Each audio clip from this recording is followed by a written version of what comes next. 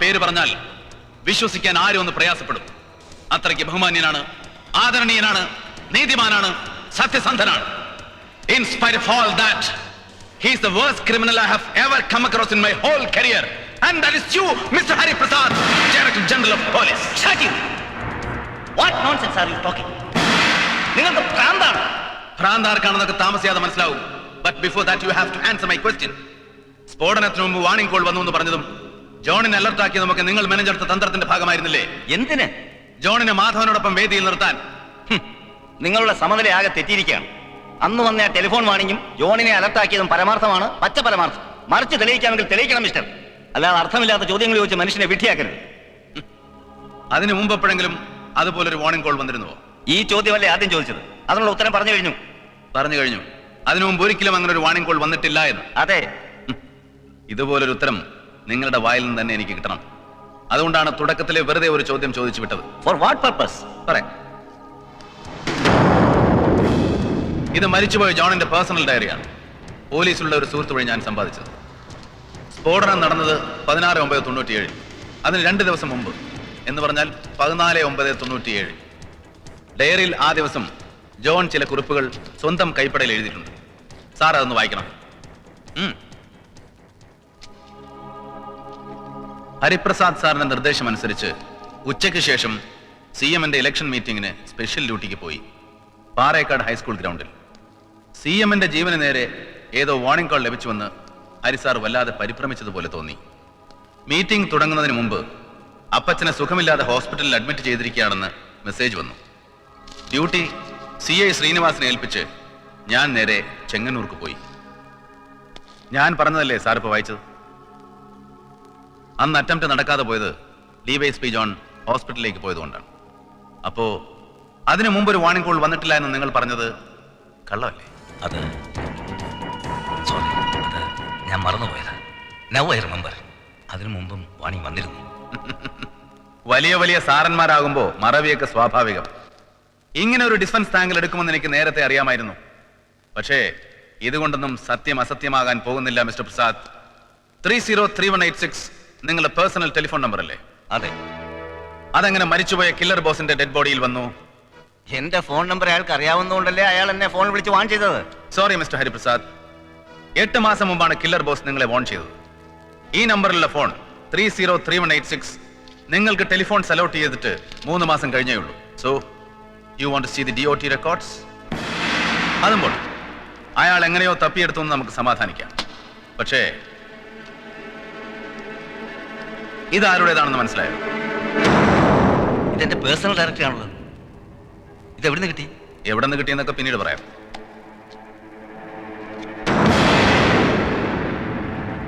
ഇതിലൊരു ബോസിന്റെ നമ്പർ വെട്ടിയിട്ടുണ്ട്.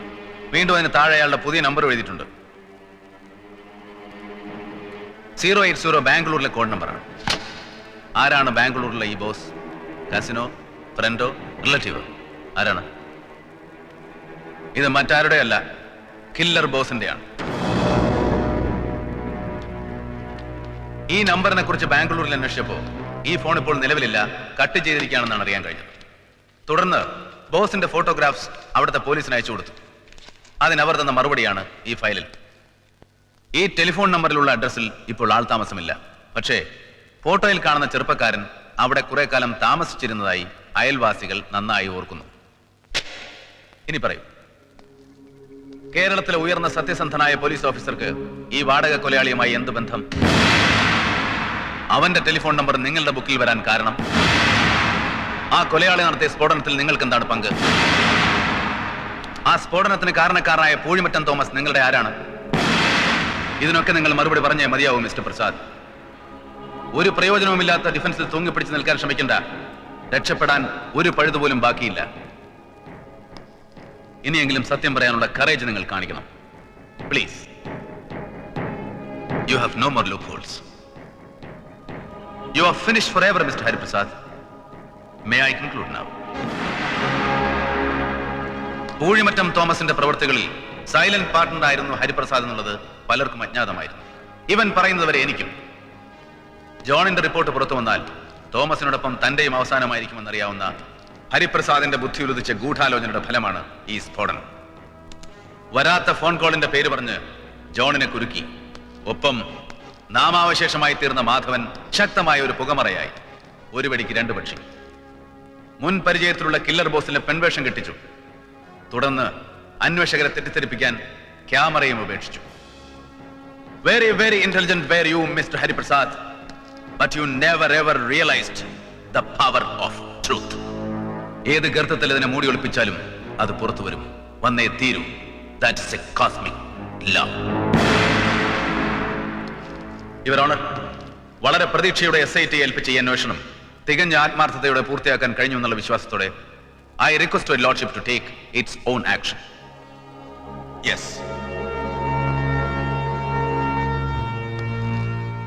അടുത്ത ജന്മമെങ്കിലും തൊലിക്ക് പുറത്തല്ല, ഉള്ളിൽ ഒരല്പം മനുഷ്യത്വമുള്ളവനായി ജനിക്കാൻ ജഗദീശ്വരനോട് പ്രാർത്ഥിക്കുക. Good luck.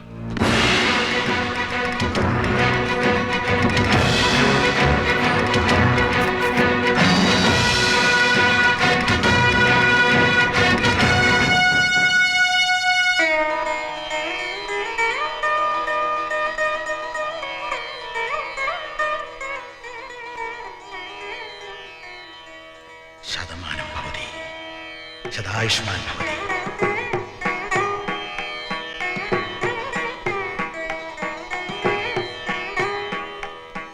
വരട്ടെ.